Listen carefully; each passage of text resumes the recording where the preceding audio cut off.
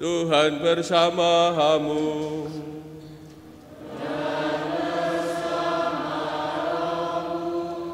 Inilah Injil suci menurut Matius.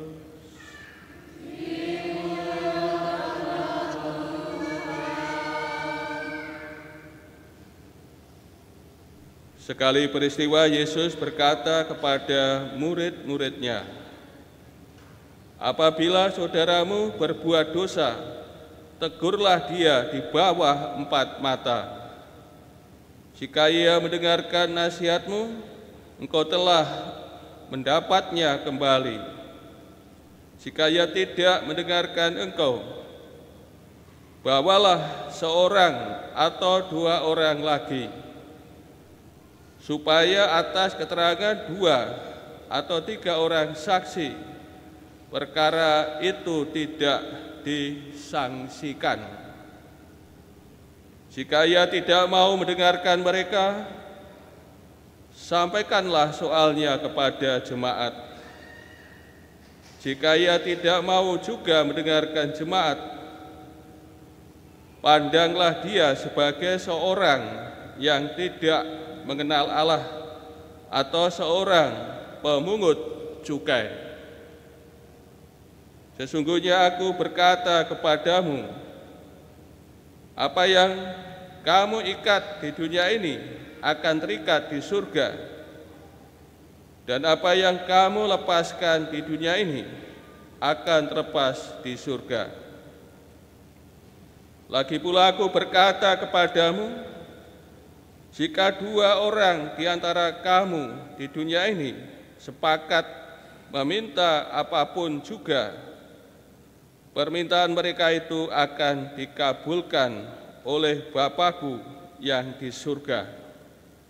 Sebab di mana 2 atau 3 orang berkumpul dalam nama-Ku, Aku ada di tengah-tengah mereka." Demikianlah sabda Tuhan.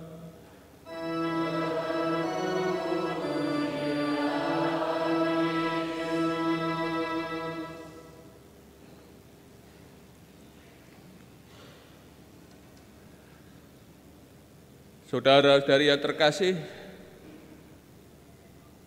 bacaan Injil yang kita dengar dalam minggu biasa ke-23, yaitu dari Injil Matius bab 18 ayat 15 sampai 20, merupakan bagian dari wejangan Tuhan Yesus tentang jemaat, tentang hidup berkomunitas.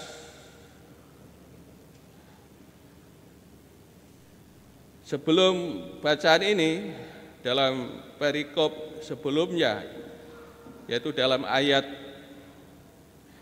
bab 18 ayat 12 sampai 13, di sana disabdakan mengenai seorang gembala yang mempunyai 100 ekor domba, yang 1 tersesat, dan gembala ini meninggalkan domba yang 99 dan mencari 1 yang sesat.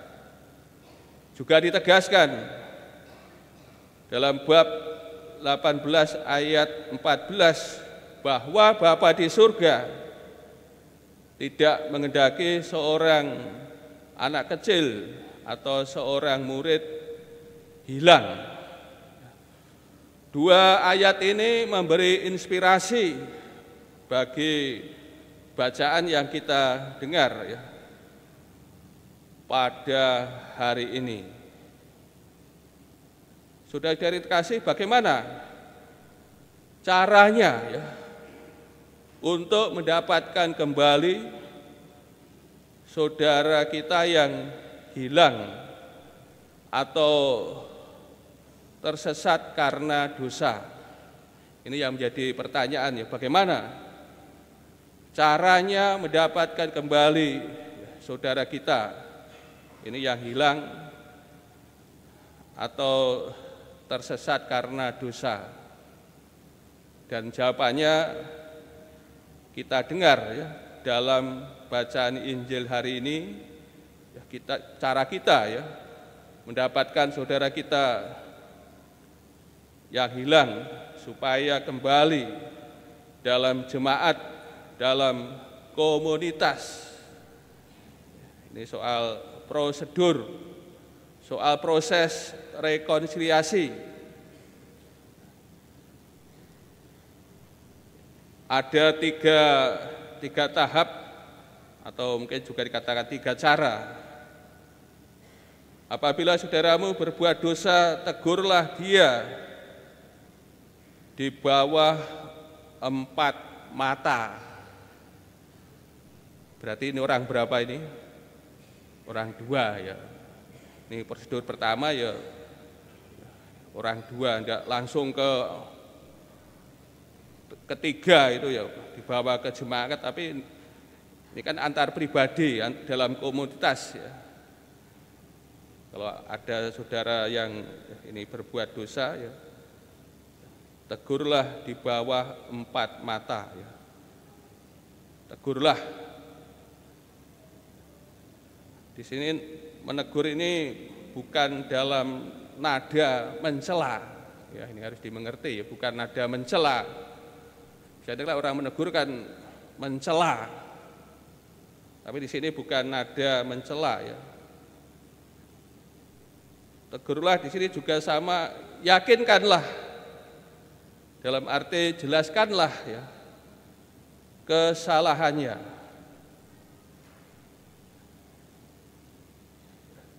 Di sini bukan mencela atau memarahi ya, saudara yang bersalah, namun mengingatkan, tujuannya supaya ia berbalik dan berbaik kembali dengan jemaat.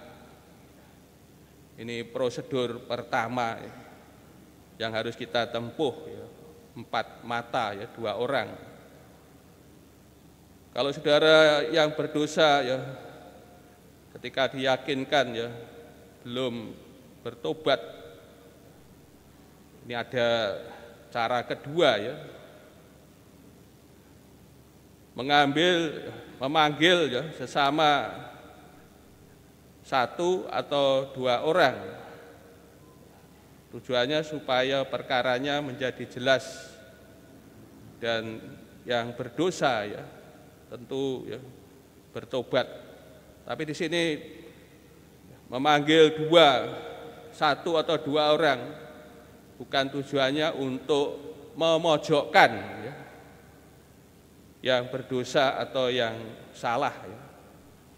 Ya, tujuannya ya meyakinkan akan perkaranya sehingga tidak disangsikan lagi.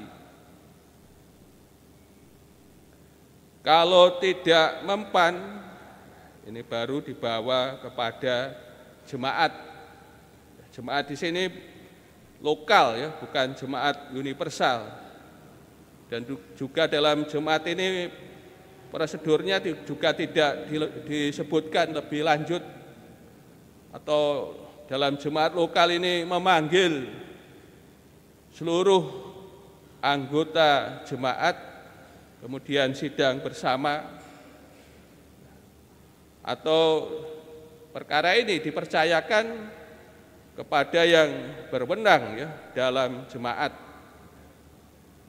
Soal dibawa ke jemaat ini tidak dikatakan ya lebih lanjut soal caranya.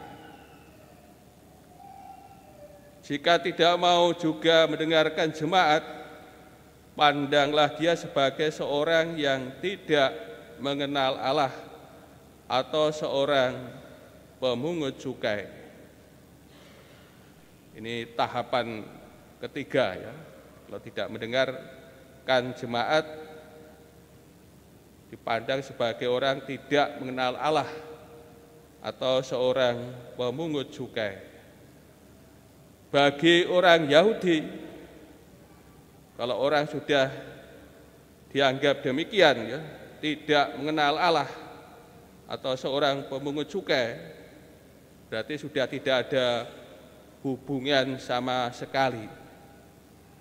Namun berbeda, ya, dengan Tuhan kita Yesus Kristus. Orang-orang seperti ini yang dicari oleh Bapa, ya, oleh Tuhan Yesus Kristus. Maka tetap kita sebagai murid-murid Tuhan Yesus, mereka yang menempatkan dirinya demikian tetap harus kita perhatikan. Masih harus kita menjalin, ya, komunikasi dan juga bisa menunggu, ya, pertobatannya. Saudara dikasih, kemudian sabda selanjutnya berkaitan dengan tanggung jawab dan wewenang besar yang diberikan Tuhan kepada para murid soal mengikat atau melepaskan, ya. Ini soal melepaskan dosa atau menyatakan dosa tetap ada, dan apa yang dinyatakan oleh para murid ini juga berlaku bagi Tuhan. Sabda selanjutnya soal janji bersyarat dan juga alasan yang menyusul, tentu masih berkaitan dengan rekonsiliasi, ya, pertobatan sesama kita, ya, membawa sesama kita, ya, kepada Tuhan. Tentu usaha ini bukan usaha manusia semata, namun dalam kesatuan dan permohonan jemaat yang kita bawa kepada Bapa, ya, doa-doa kita, ya, demi pertobatan, ya, sesama kita. Saudara dikasih, melalui sabda Tuhan kita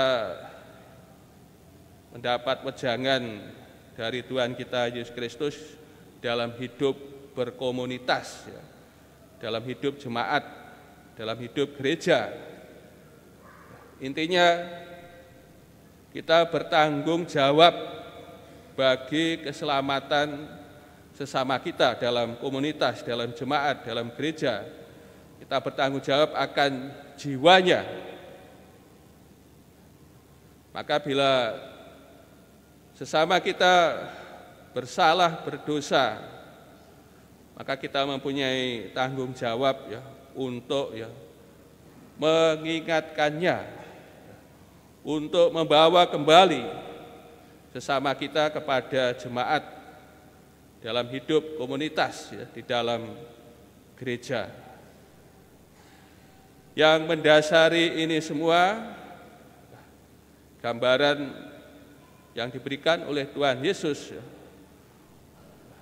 seorang gembala, ya, meninggalkan domba-dombanya yang 99 dan mencari yang satu yang tersesat. Dan juga ditegaskan bahwa Allah Bapa tidak menghendaki seorang murid atau anak kecil hilang, tersesat. Ini yang menjadi dasar yang memberi inspirasi kita mendapat dasar dari Allah kita, ya, Bapa kita sendiri, Tuhan kita Yesus Kristus, yang dalam kedatangannya, ya, untuk mencari yang hilang, menyelamatkan yang sesat, membawa orang berdosa untuk bertobat kembali kepada jalan yang benar. Atas dasar sabda Tuhan dan teladan dari Bapa kita, Tuhan kita Yesus Kristus, maka kita mempunyai tanggung jawab akan keselamatan jiwa dari saudara kita, sesama kita, sekomunitas, segereja, untuk dibawa kembali, supaya ia bertobat dan kembali dalam hidup bersama. Dan tadi prosedurnya kita diberi,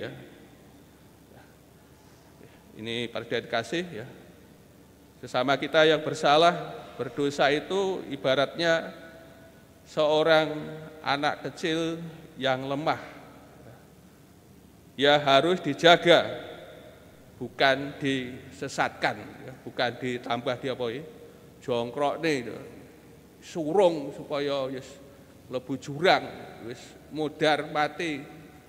Namun kita mempunyai tanggung jawab, karena kita ini hidup dalam komunitas, dalam jemaat, dalam gereja, maka kita mempunyai tanggung jawab satu sama lain terhadap keselamatan saudara kita.